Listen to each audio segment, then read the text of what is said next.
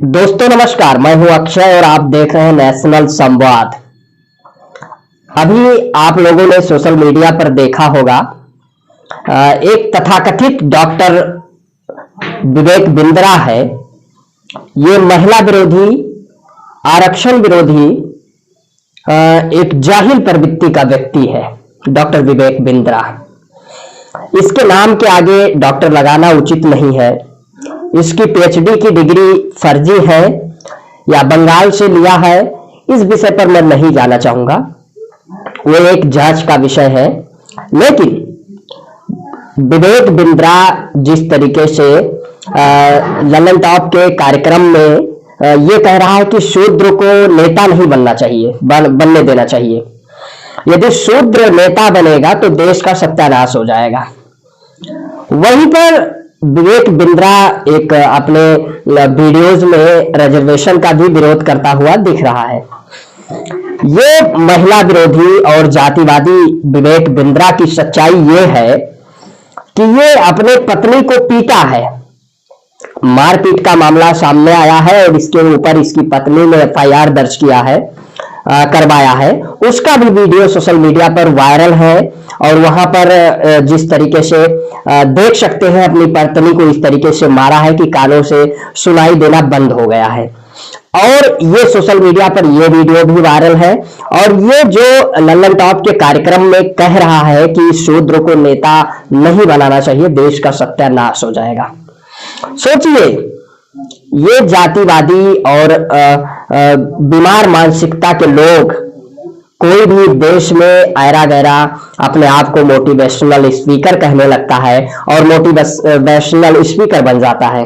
सोचिए, इस देश में जाति है कि जाति नहीं। ये वो मनुवादी व्यवस्था की बात कर रहा है जिसमें स्त्री और शूद्रों को शिक्षा का अधिकार नहीं होता है। ये उस व्यवस्था की बात कर रहा है जिसमें ऊंच नीच भेदभाव की व्यवस्था है। लेकिन इस देश में ज्योतिबा फूले, डॉक्टर अंबेडकर, माता सावित्रीबाई फूले, फातिमा शेख और कबीर, रैदास, शहीद बाबू जगदेव प्रसाद कुशवाहा और मान्यवर कांसीराम, कर्पूरी ठाकुर, बीपी मंडल जैसे तमाम उन नेताओं ने इस सामाजिक असमानता और जिस तरीके से समाज में भेदभाव है इसके खिलाफ संघर्ष किया। और काफी संघर्ष के बाद इस देश में एक परिवर्तन देखने को मिला। डॉक्टर बाबा साहब आम्बेडकर विभिन्न जातियों में बटे समाज को एक जमात के रूप में बदलने के लिए उन्होंने अथक प्रयास किया। और जो विभिन्न जातियों में बटा हुआ समाज को उन्होंने ओबीसी, एससी, एसटी कहा, other backward class, schedule caste और शेड्यूल ट्राइब, एक जमात के रूप में उसको मान्यवर कांसीराम साहब ने बहुजन कहा। और डॉक्टर विवेक बिंद्रा जो तर्क दे रहा है, इसको ये ज्ञात होना चाहिए कि इस देश में जो शूद्र और अछूत समाज जिसको हाशिए पर रखा गया, कई वर्षों तक उनको देश के संसाधनों से, सुख सुविधाओं से वंचित रखा गया, उनको कभी अवसर नहीं उपलब्ध कराया गया। डॉक्टर राम मनोहर लोहिया जी कहते थे कि अवसर से प्रतिभा होती है, ना कि प्रतिभा से अवसर होता है। आप अवसर उपलब्ध कराइए, प्रतिभा आपको देखने को मिल जाएगी। तमाम वो हाशिए वर्ग के लोग, वंचित समाज के लोग जो बिना किसी डिग्री, बिना किसी इंजीनियरिंग की हसिया ग्रास जैसे तमाम वो औजार बना देते हैं, तमाम प्रकार से उनके टैलेंट को देखने को मिल जाता है और उनके अंदर कूट कूट के प्रतिभा भरी होती है। लेकिन ये जातिवादी मानसिकता के लोग ये नहीं देखना चाहते हैं कि एक शूद्र भी अपने प्रतिभाओं का प्रदर्शन करे, वो राष्ट्र निर्माण की प्रक्रिया में अपनी भागीदारी सुनिश्चित करे। उसको एक दबा कर रखना चाहते हैं, उसको सारी सुख सुविधाओं, उसको संसाधनों से वंचित रखना चाहते हैं। ये बीमार मानसिकता के लोग हैं। सोचिए, इस देश में संविधान लागू हुआ और संविधान लागू होने के बाद इस देश में तमाम उन महिलाओं ने अपने प्रतिभाओं का प्रतिभाओं का प्रदर्शन किया विभिन्न क्षेत्रों में। राष्ट्र निर्माण की प्रक्रिया में देख सकते हैं महिलाएं बराबर, जब देश के संविधान में डॉक्टर भीमराव अंबेडकर ने पुरुषों के समान महिलाओं को भी अधिकार दिया, तो देख सकते हैं महिलाएं भी राष्ट्र निर्माण की प्रक्रिया में अपनी भागीदारी सुनिश्चित कर रही हैं। लेकिन ये डॉक्टर विवेक बिंद्रा जो है जातिवादी मानसिकता का व्यक्ति, ये कह रहा है शूद्र को नेता ना बनाओ, वो देश का सत्यानाश कर देगा। इस विवेक बिंद्रा से मैं पूछना चाहता हूं कि इस देश में जब शूद्र शासन किया तभी देश समाज निर्माण की प्रक्रिया आगे बढ़ी, एक समतामूलक समाज की ओर समाज बढ़ा, और वो तमाम विकास मॉडल प्रस्तुत करके उन नेताओं ने दिखाया कि जिस तरीके से चाहे बिहार में हो, उत्तर प्रदेश में यदि देखा जाए तो यहाँ मायावती जी 4 बार उत्तर प्रदेश की मुख्यमंत्री रही, और उन्होंने एज आ मुख्यमंत्री जो सामाजिक परिवर्तन किया और जो विकास मॉडल उन्होंने प्रस्तुत किया, सोच सकते हैं वो कानून व्यवस्था, ये कहा जाता है कि मायावती जी के समय में कानून व्यवस्था कितनी शानदार व्यवस्था थी, और उन्होंने जिस तरीके से एक सामाजिक परिवर्तन के लिए, व्यवस्था परिवर्तन के लिए जो आगाज किया, मान्यवर बाबा साहब अंबेडकर के मूवमेंट को मान्यवर कांशीराम साहब ने आगे बढ़ाया, उसी मूवमेंट पर मायावती जी ने काम किया।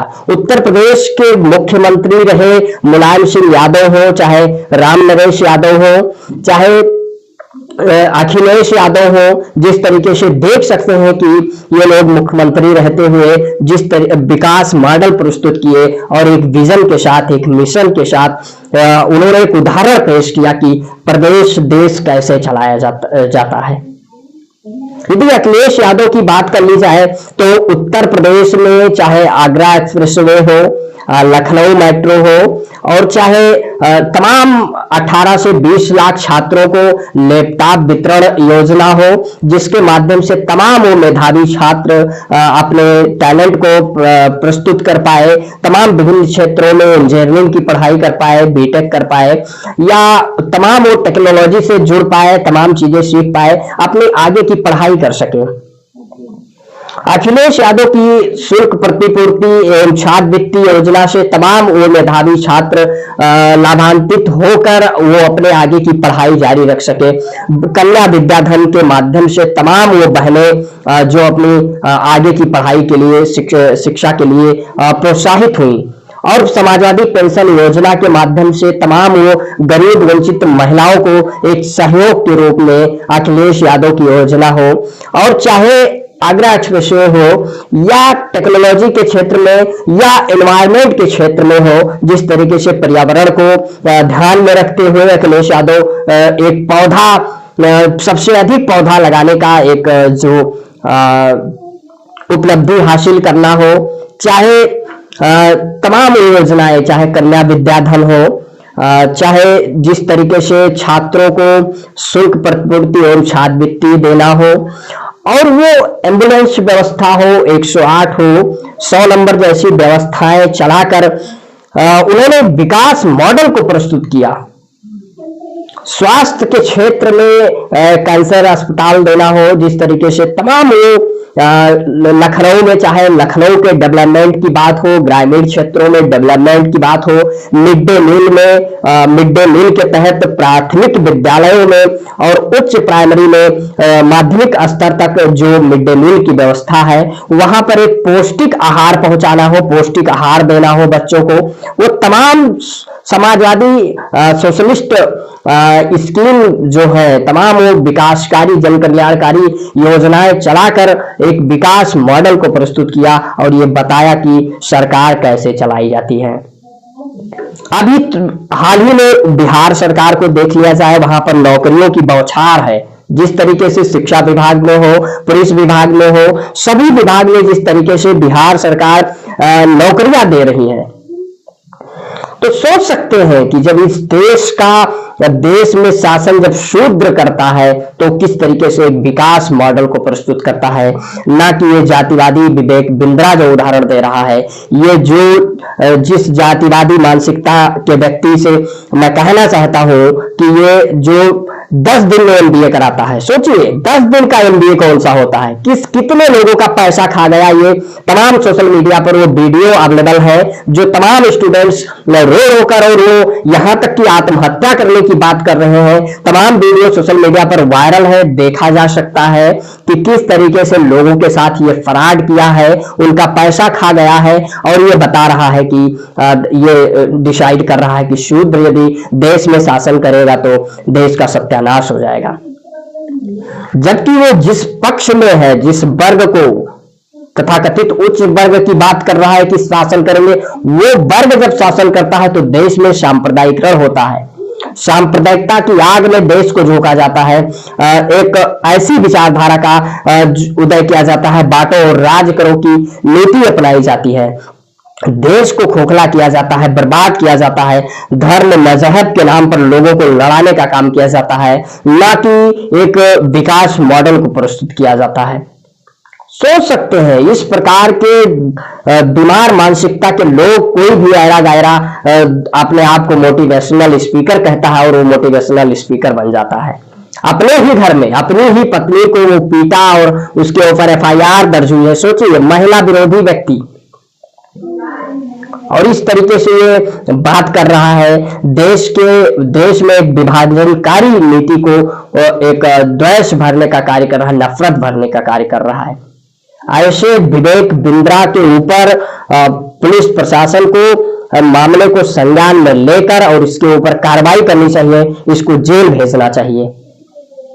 जिस तरीके से ठगी करने का कार्य कर रहा है, लोगों को बेवकूफ बनाने का कार्य कर रहा है, 10 दिन में एमबीए करा रहा है, तमाम वो छात्रों से वो किसी तरीके से पैसा अरेंज करके और इसको देने का कार्य किए, उनको बर्बाद करने का कार्य कर रहा है। इस विषय पर आप सभी लोगों की क्या प्रतिक्रिया है? आप अपनी प्रतिक्रिया कमेंट बॉक्स के माध्यम से अवश्य दें। यदि वीडियो को यूट्यूब चैनल पर देख रहे हैं, चैनल को सब्सक्राइब करें। वीडियो को फेसबुक पेज पर देख रहे हैं तो पेज को फॉलो करें। तब तक के लिए जय हिंद, जय भारत।